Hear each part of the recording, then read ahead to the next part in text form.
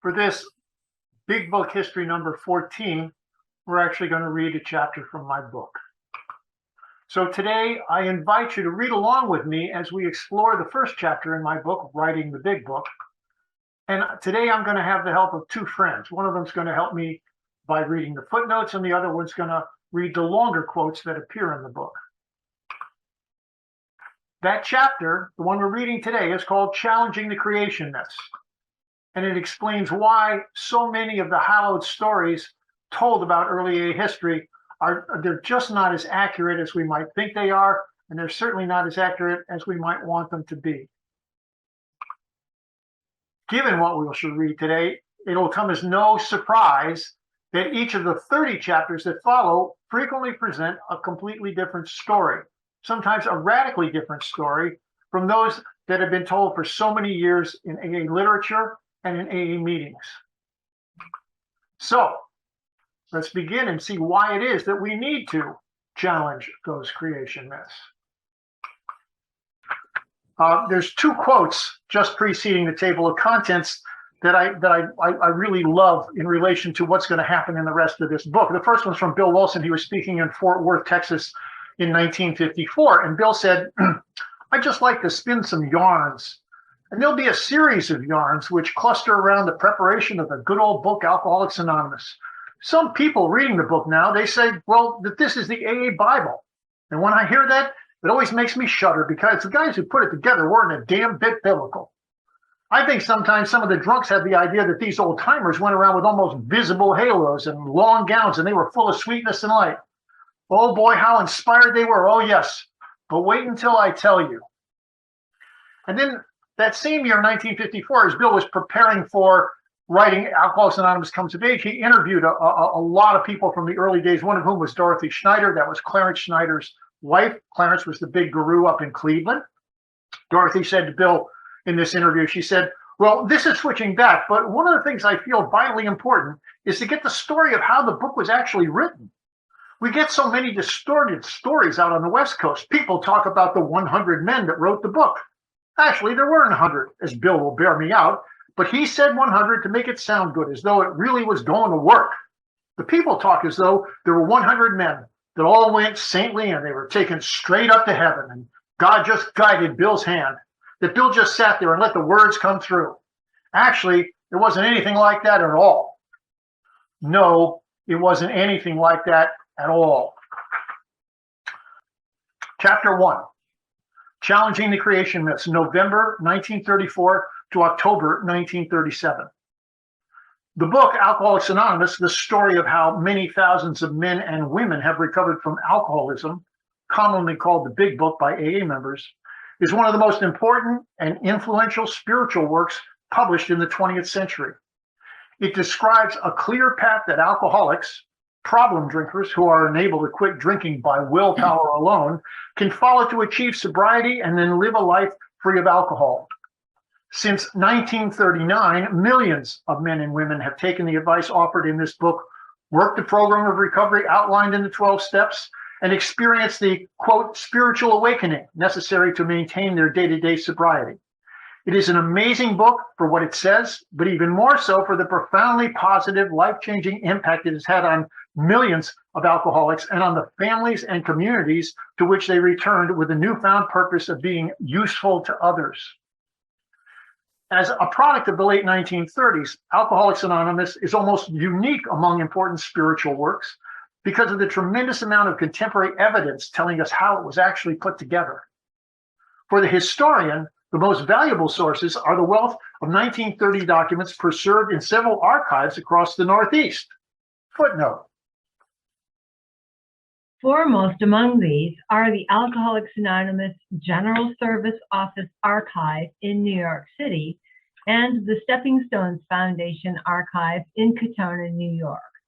Other valuable sources of primary documents and information about Alcoholics Anonymous are the Akron and Cleveland, Ohio AA Archives, the Rockefeller Archives in Sleepy Hollow, New York, and the Chester H. Kirk Collection on Alcoholism and Alcoholics Anonymous at Brown University's John Hay Library in Providence, Rhode Island. Taken together, these documents tell an almost day-by-day story of how AA survived and grew during its flying blind period, right up until April 10th, 1939, the day on which the authors published the book that so carefully explained their program of recovery. While these real-time documents provide the most unassailable evidence for what happened in Alcoholics Anonymous between late 1934 and early 1939, that history is further embellished by the later writings and statements of four early participants in the story: Bill Wilson, AA's founder; Ebby Thatcher, the man who first exposed Bill to the ideas that led to the creation of AA; Jim Burwell, an early atheistic member of AA; and Ruth Hawk, AA's first secretary. The word embellished is used here deliberately to emphasize the fact that each of these four major eyewitnesses has proven to be unreliable to one degree or another once their testimony is critically compared with the available archive materials. This should not be surprising. At best, memory is a defective and self-defective faculty. Attention is not always paid, and when it is, dates are regularly misremembered, while details are forgotten, left out, or compounded beyond recognition. Events are frequently too important to be remembered accurately, if at all, and sometimes the unvarnished truth is just too painful or embarrassing to be told. And perhaps most of all, in relation to this present history, there is a human tendency to modify memories so they more positively reflect later realities. We seem to naturally need to create a smooth story that neatly fits what happened into where we are now. This lack of accuracy is found not only among these four most prominent early narrators, but also in the later recollections of other early AA members. This is not meant to impugn everything that has been said at some distance from the actual events, but knowing how defective and creative memory can be demands that we check and, if possible, correct those errors by comparing them with a more reliable, more believable evidence provided by contemporary documentation. In short, any portrayal of the big book history that relies solely on AA's well-worn stories is doomed to tell an inaccurate tale. In contrast, the history presented here is, whenever possible, but alas, lacking sufficient sources, not always, based on a critical reading and judicious collation of contemporary evidence rather than later recollections. As such, the story that emerges frequently contradicts the memory-based recollections that have assumed such a dominant place in AA's popularly accepted history. However uncomfortable this may be for some devoted AA readers, what follows here is definitely much closer to what really happened, the historian's ever elusive goal, and to many of those later more familiar stories. Bill Wilson, a consummate storyteller. The primary revelation of this kind of critical research and investigation is that Bill Wilson, the man who contributed more factual information than anyone else to the traditional story of AA, was by far the worst offender when it came to accuracy regarding that early history. This may sound harsh to Wilson's many worshipful admirers in the Fellowship of Alcoholics Anonymous, but it is an undeniable fact, as will be shown repeatedly in the pages that follow. Wilson's divergence from the truth was so common and so pervasive that it can only be compared to a dark cloud looming over any attempt to write an accurate history of AA's early years, obscuring and even falsifying what happened at several key points in the story. Bill was a consummate storyteller, and his stories were almost always liberal simplifications of the facts. Some of them, on closer examination, exhibit a casual and even blatant disregard for anything approaching historical accuracy. On one level, this is understandable. Facts are messy things, and they beg to be tidied up so that people can make sense of the story being told without having to travel down too many distracting byways. A good story needs to be simple, straightforward, and dramatic. Bill Wilson was a master of this. But there are times, important times, when he went far beyond anything that might be characterized as poetic license or simply tidying up the story. Bill's recounting of the facts is sometimes so wide of the mark that it can only be explained by a willful, conscious myth-making, the creation of a story specifically crafted to deliver a particular clear image or an unmistakable lesson to the listener. All too often, Wilson's "this is what happened" accounts must be understood and treated as nothing less than parables, as fables he fashioned to instill some hope in the still suffering alcoholic, or to provide an instructive, uncluttered story about the celebrated origins of Alcoholics Anonymous. Historical truth with a capital T was not the point. For Bill, the point was that the story had to convey an important message about the program of recovery, and it needed to be dramatically delivered for maximum impact. In such cases, Wilson believed that this kind of falsification was more than justified, or at least inconsequential, just so long as it served his higher purpose. This is hardly a new or radical observation for him. As the author of Pass It On noted so candidly, Wilson was certainly never reluctant to stretch a fact for the sake of emphasis, and he often spoke, quote, in metaphor rather than relating events as they actually happened. Now, we had a footnote back there on Pass It On.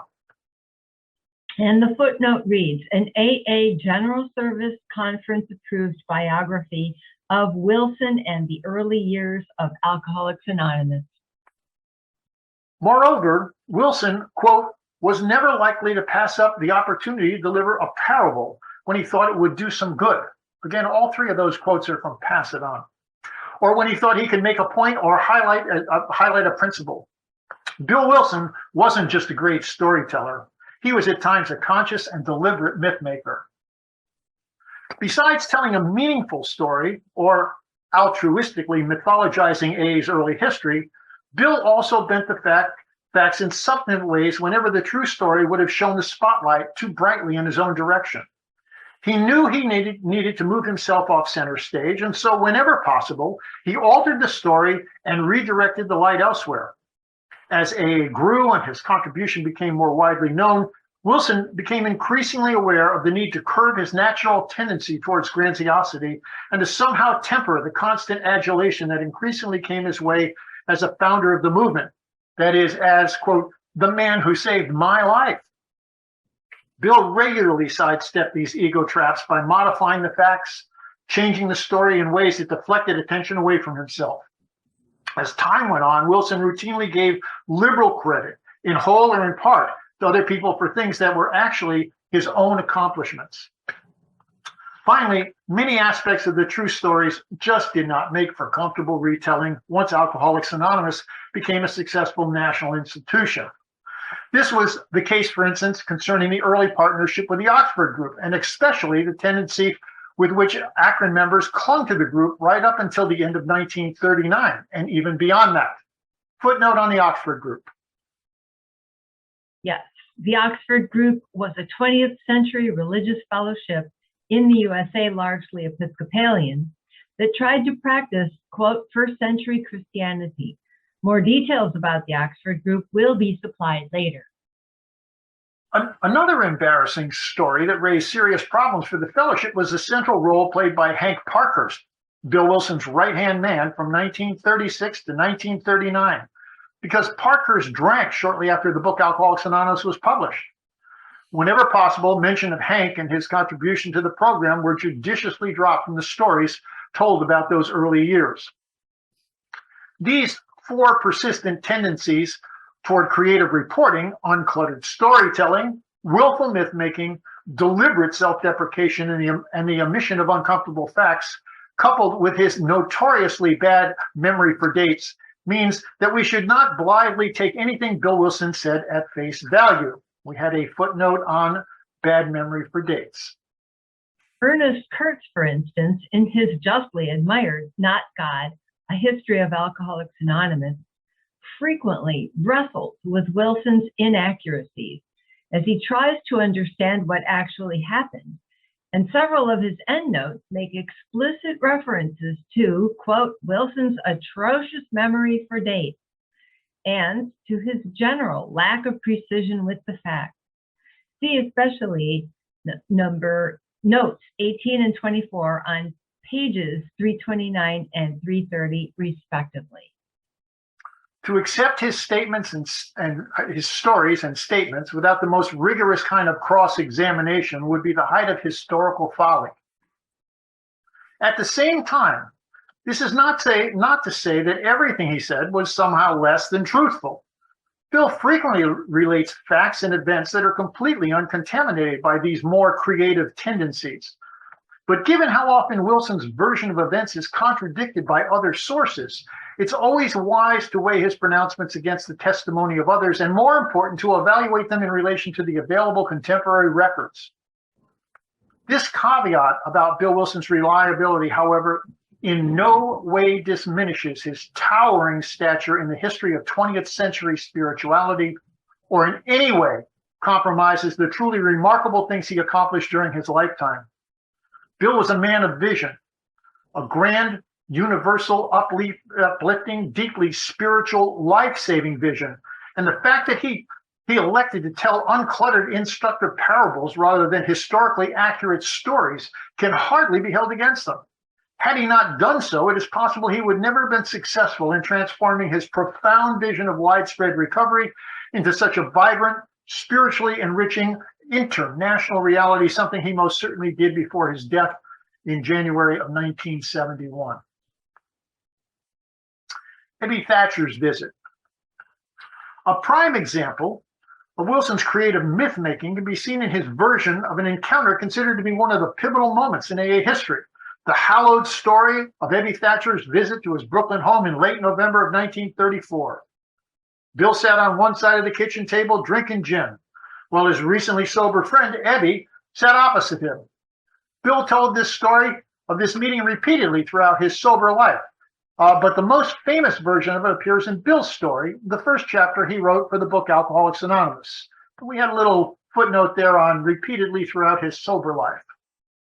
The story of Bill's early recovery was the only one any group ever wanted to hear when he was invited to speak.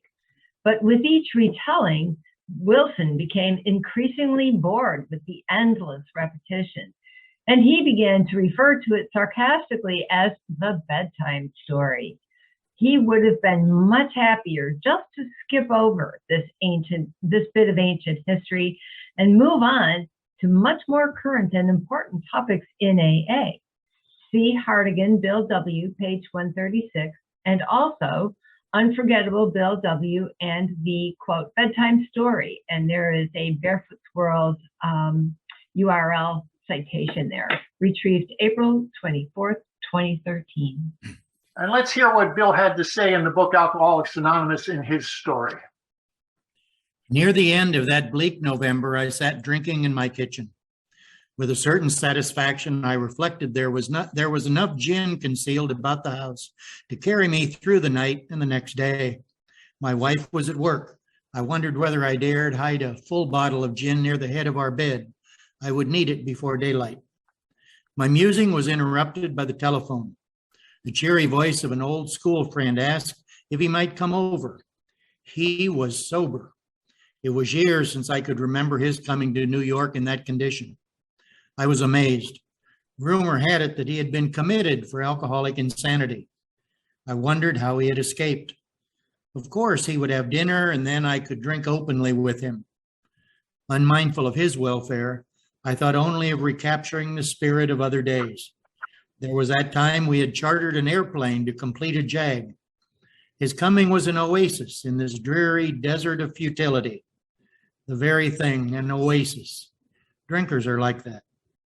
The door opened and he stood there, fresh-skinned and glowing. There was something about his eyes. He was inexplicably different. What had happened? I pushed a drink across the table. He refused it. Disappointed but curious, I wondered what had got into the fellow. He wasn't himself. Come, what's all this about? I queried. He looked straight at me. Simply but smilingly, he said, I've got religion. I was aghast, so that was it. Last summer, an alcoholic crackpot. Now I suspected a little cracked about religion. He had that starry-eyed look. Yes, the old boy was on fire, all right, but bless his heart, let him rant. Besides, my gin would last longer than his preaching. But he did no ranting. In a matter-of-fact way, he told how two men had appeared in court persuading the judge to suspend his commitment. They had told of a simple religious idea and a practical program of action. That was 2 months ago, and the result was self-evident. It worked. He had come to pass his experience along to me if I cared to have it. I was shocked, but interested. Certainly I was interested. I had to be, for I was hopeless. Literally millions of alcoholics had read this story and been inspired by its message of hope and the possibility that they too might recover. It's one of the most famous encounters in the history of Alcoholics Anonymous, a seminal founding moment of the fellowship. But Ebby Thatcher, the man who supposedly sat on the other side of the kitchen table, told a completely different version of that story, one so far removed from Bill Wilson's account that it's hard to believe we're talking about the same event. So I called him up one night, and I didn't get Bill, but I got Lois, his wife, and told her what had happened to me. Well, anyway, Lois said, "Why don't you come over to dinner some night?" And then she mentioned a date, and I said, "Fine." So that night I went over at 5:30, I guess in the evening, and I rang the bell at 182 Clinton Street. The only person home was an old colored man named Green. Footnote. Mr. Green had been with Lois's family for years. He took care of the horse and carriage for Lois's father, and now lived in the cellar at 182 Clinton Street.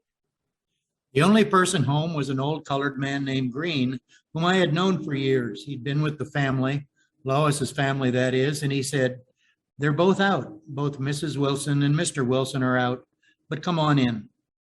So pretty soon Bill appeared, and he'd been drinking, but he wasn't too bad, and said, "Hello," and this, that, and the other thing, and he's kind of taking me around.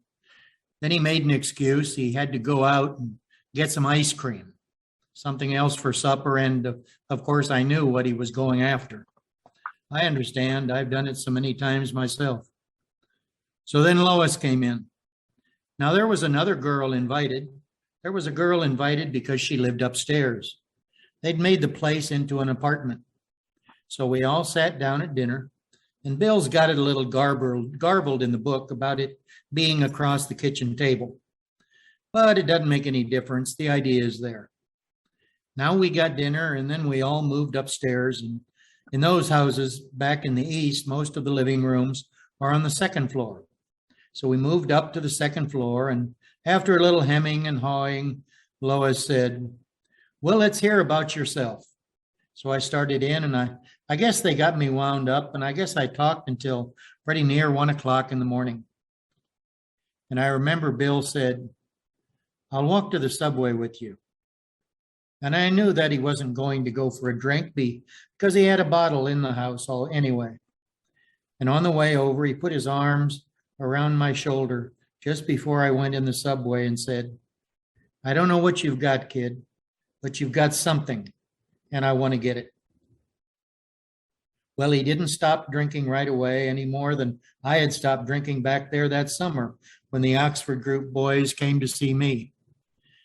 But the idea was in there, and the idea happened to get in Bill's head. And there's a footnote there. The story of how 3 Oxford Group men saved Ebby from a jail sentence in Vermont is another one of the legendary encounters in AA's prehistory. Ebby told his version of that evening in Brooklyn on several different occasions, always acknowledging that, quote, "the story you read in the big book is a little different," end quote. He once glibly explained those differences by noting that, after all, he happened to be sober that night while Bill Wilson was drunk, pointing out that there were some details of that talk Bill doesn't remember. Bill didn't answer the phone? Lois knew that Ebby's recovery before he arrived? Was the whole evening a setup by Lois? No one other than Mr. Green was home when Ebby got there? No kitchen table? No private one alcoholic talking to another alcoholic conversation? They all had dinner together and then went upstairs into the living room? Lois and the girl who lived upstairs were there too? Bill with his typical of bravado, expressing an interest in Ebby's solution, but ever so casually and only in private while they were walking back to the subway in the early hours of the morning? It's not the same story at all. Not even close. So what really did happen that afternoon, or was it that evening in Brooklyn in late November of 1934? With two such contradictory reports, it would be helpful to have a contemporary account to verify one version or the other. But the closest thing we have to that is a round-robin letter that Lois Wilson wrote to three of her oldest friends on July 20th, 1935, a full 8 months after Ebby's visit. In that letter, Lois proudly announces that Bill has stopped drinking through the Oxford group, and then explains that last December, Ebby Thatcher appeared sober for the first time in years, and with a very strange story to tell about a religion called the Oxford Group, which had cured him just as he was about to be committed to an insane asylum. Well, that confirms the importance of Ebby's visit. Lois provides no details whatsoever other than to say it occurred in December, which actually contradicts Bill's claim that Ebby appeared near the end of that bleak November, adding yet another layer of confusion to the story. Footnote. In her book, Lois Remembers, pages 87 to 88, Lois's account of Ebby's visit closely follows Bill's version, but this is consistent with her loyal repackaging of her husband's version of his stories throughout her life and in that book. With no other direct evidence to rely on, Ebby's version of the story is far more credible than Bill's for several reasons. First of all, he presents a coherent, linear narrative, beginning with Lois answering the phone and ending with his walk to the subway with Bill. And he supports that story with a wealth of specific, colorful details. If this is a story Ebby Thatcher made up just to counter the more familiar version, it was an amazing creative effort on his part. Also, the fact that he told this story publicly when he knew he was being recorded, along with his open acknowledgement that it was significantly different from what Bill always said, surely carries significant weight when evaluating the integrity of his memories of that night. Thatcher's story, after all, has the ring of the messy truth to it, while Wilson's presentation sounds like a polished parable, the polished parable that it is. None of this is meant to ignore the fact that Ebby Thatcher had a hard time staying sober and that he was not always the most reliable witness. His later recollections of his time in the Oxford group and his comments on early AA meetings and activities are occasionally backdated, so they more closely reflect later developments within the program. Footnote. To supply just one example, Ebby said that those early Oxford group meetings we attended were basically the same as the AA meetings of today. That's a quote from Fitzpatrick, Dr. Bob and Bill W. Speak, page 24. Still, the reason for these lapses are evident and understandable. As noted earlier, memory frequently remembers what the present wants to hear. While the creation of a wildly fallacious story about that fateful night meeting with Bill Wilson serves no useful purpose whatsoever. Ebby Thatcher's version is clearly more believable than Bill Wilson's, and that, of course, begs the question, why would Bill have strayed so far from the facts when he told his version of that story? The short answer is that Bill was taking one of his experiences and recasting it into a story with a message that would in no way be complicated or confused by the messy details of what actually happened. The point of Bill's much simpler, more direct, and comprehensible story is to dramatically present one of the most basic foundational beliefs of Alcoholics Anonymous, namely that one alcoholic could affect another as no non-alcoholic could. His story about Ebby's visit does this admirably. Just the two of them sitting at the kitchen table, and their entire conversation is devoted to how his friend had successfully taken control of his drinking and has now come to pass his message of hope on to another suffering alcoholic. It was one drunk talking to another drunk, the only way that the message of recovery could have ever been delivered so effectively, so successfully. In fact, it was this very one-on-one conversation that became the first step in Bill's own journey on the road to recovery. Wilson's version of the story is a parable, a mythic truth, deeply embedded in his story of AA's origins, emphasizing the fact that it all started with one alcoholic talking to another alcoholic, personally delivering the message of potential sobriety. Bill told that story this way because it made the point that he wanted to make. In such cases, the actual facts are distinctly secondary to proper packaging and selling the concepts. Wilson had no problem justifying the creation of this much simplified story because doing so served his higher purpose.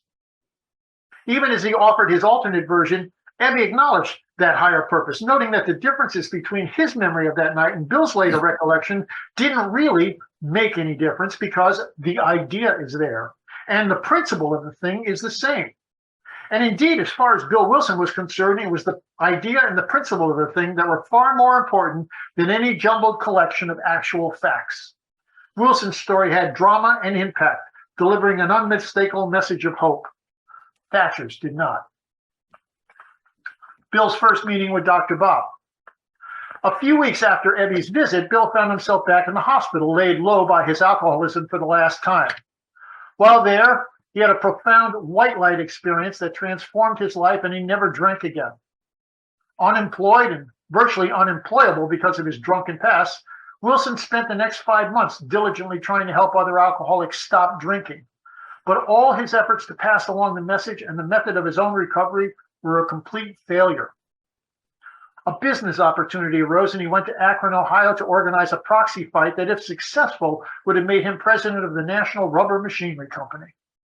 But things did not go according to plan, and the situation became tremendously stressful for him, so much so that one night he found himself severely tempted by alcohol. Fearing that he would drink unless he took some positive action to stay sober, he made several phone calls in search of a local drunk to help. Those phone calls led him directly to another key moment in AA history when Bill Wilson met Dr. Bob Smith for the first time on May 12, 1935. The two men, one of them sober exactly 5 months and the other still drinking, were introduced by Henrietta Seiberling, a leader in the local Oxford group who'd been trying for months to help Bob get sober.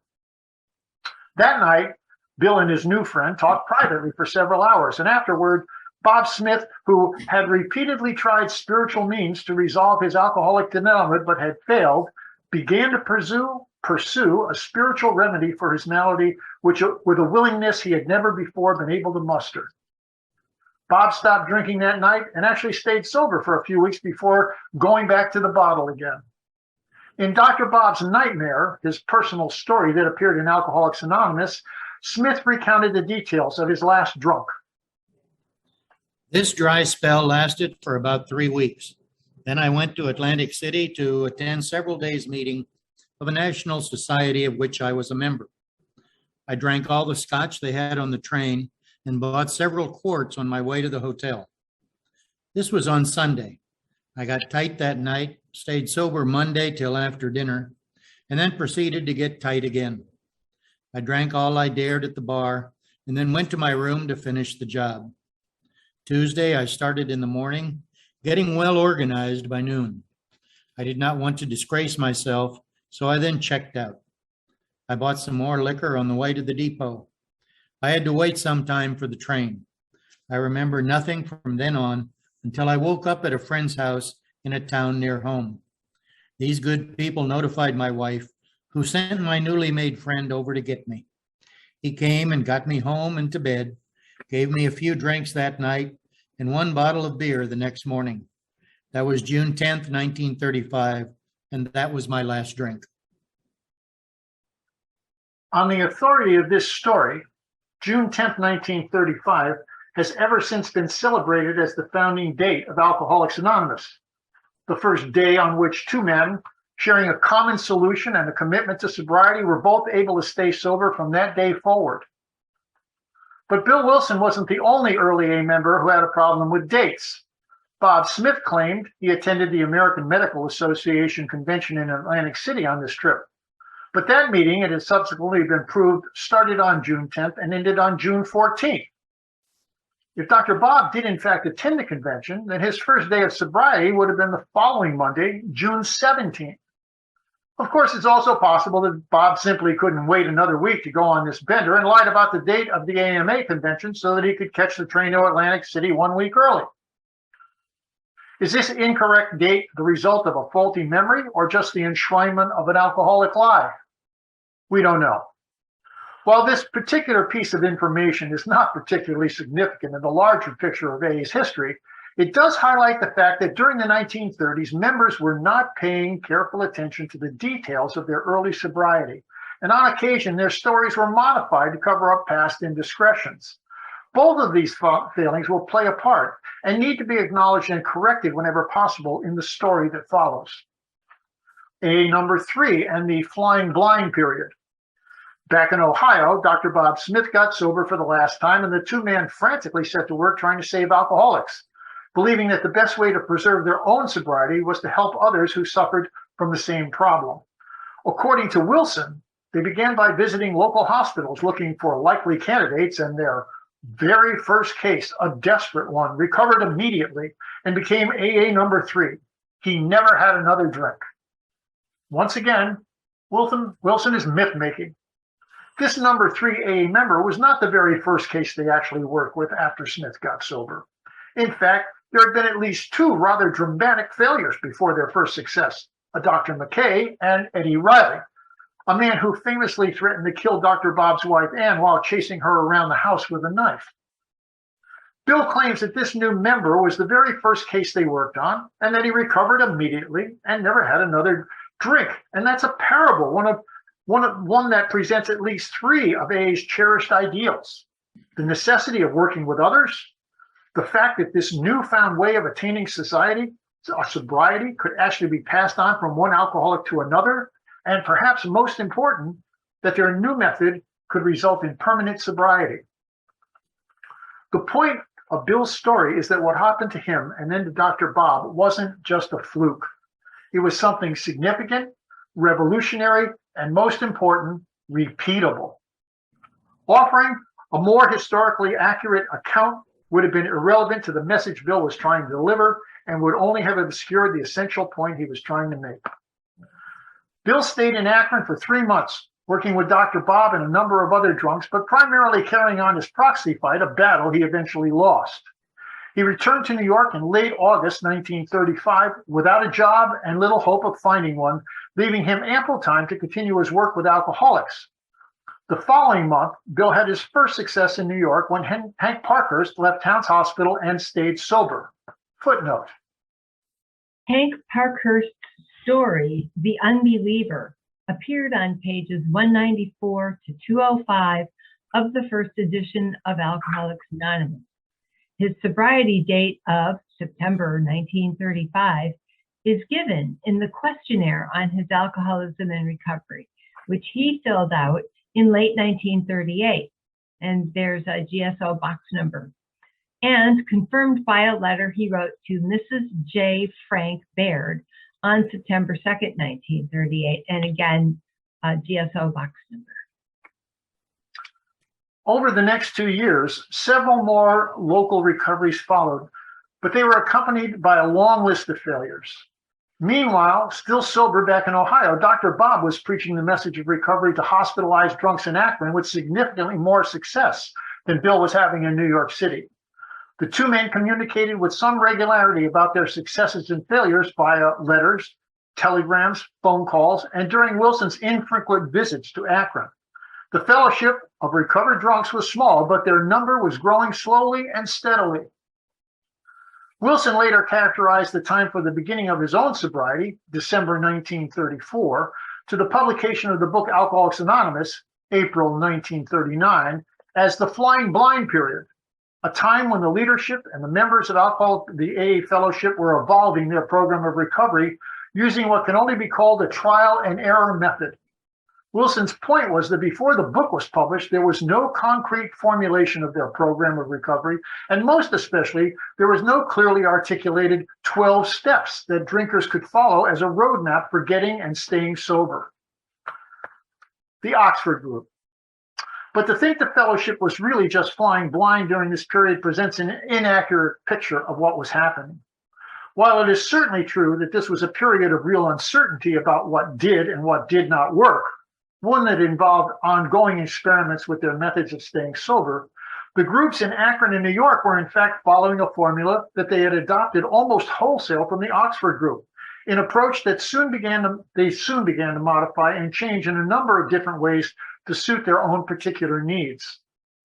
Contrary to popular belief, Bill Wilson was committed to the Oxford group's approach to religion throughout the first 2 years of his sobriety. He attended their meetings, sometimes called house parties, witnessed about his personal experience, participated in group guidance sessions, and generally followed the Oxford group's recommendations on how to live a life based on the four absolutes: absolute honesty, absolute purity, absolute unselfishness, and absolute love, and the directions that he received directly from God during his quiet time sessions. Bob Smith and his Akron group were even more immersed in the local Oxford group, and they continued to be deeply committed to both its practices and its core beliefs, including an ongoing entanglement with many non-alcoholic group members for much longer than Bill Wilson. In fact, Smith and the Akron alcoholics did not formally break with the Oxford group until December of 1939, a full 2.5 years after Wilson had officially severed his ties with the group in New York City. The Oxford group, founded in 1921 by Frank Buchman, described itself as a first-century Christian fellowship. That is, a pre-dogmatic, pre-organizational religious group that endeavored to follow the most basic of Jesus' commandments, that we love one another. They had no formal membership, no dues, no hierarchy, no churches, no paid leaders, and no new theological creed. It was instead a loose confederation of friends who identified themselves as having surrendered their lives to God in order to lead a spiritual life under his guidance and to carry their message so that others can do the same. This did not mean, however, that it had no prescribed beliefs or actions. The Oxford group professed a moral code based on the four absolutes and recommended a daily morning period of quiet time in which all its members should seek to discover God's personal guidance for them. Insights that would then govern their thoughts and actions throughout the coming day. The validity of this guidance was to be tested or, quote, checked against the four absolutes and also on occasion to be reviewed by another member. The Oxford group was far more sophisticated and complex than this brief description allows, but it was in fact the soil in which Alcoholics Anonymous originally germinated. Footnote. Readers interested in knowing more about what it means to be a member of the Oxford group at this time are advised to read I Was a Pagan by V.C. Kitchen, Harper and Brothers, New York, 1934. The story of one man's life and practices both before and after he surrendered his life to Jesus within the Oxford group. A few of its practices and beliefs would be carried over directly into the new fellowship, while many others would be significantly modified or completely abandoned, as Wilson strove to extend the effectiveness and the reach of their new fellowship and its developing program of recovery. The Oxford group was vastly important and instrumental in launching Alcoholics Anonymous, but it was necessary that AA sever its ties with them if their new group was to ever gain the autonomy so essential to its future evolution and growth. In October 1937, Bill Wilson, sober for just 2 years and 10 months, left New York for Akron to actively begin the process of that complete separation. Having distanced his group of sober men in New York from the Oxford group, he now had a vision of what they could become once they struck out boldly on their own, and he had already formulated a plan detailing exactly how they should do that. And one important part of that plan was that they should write a book. If you'd like more information on my book, it can be found at www.writingthebigbook.com. And if you go there, what you'll find is a 3.5-minute video of me talking about the book. There's a complete table of contents to show you what's in the book. There's a sample chapter, chapter 8, there is a solution. Quite frankly, I think it's one of the most interesting and perhaps even incendiary chapters in the book. There's 7 reviews by AA historians giving me a little credibility as a writer and as an AA historian. You can send me a message. That's one of the options that that website provides. And you can also click on the Amazon link and order the book directly. The book's available in audio. It's on CD or streaming. There is a hardback version. There's a softback version, and there's also a Kindle version. All of those options are available on Amazon. So, thank you.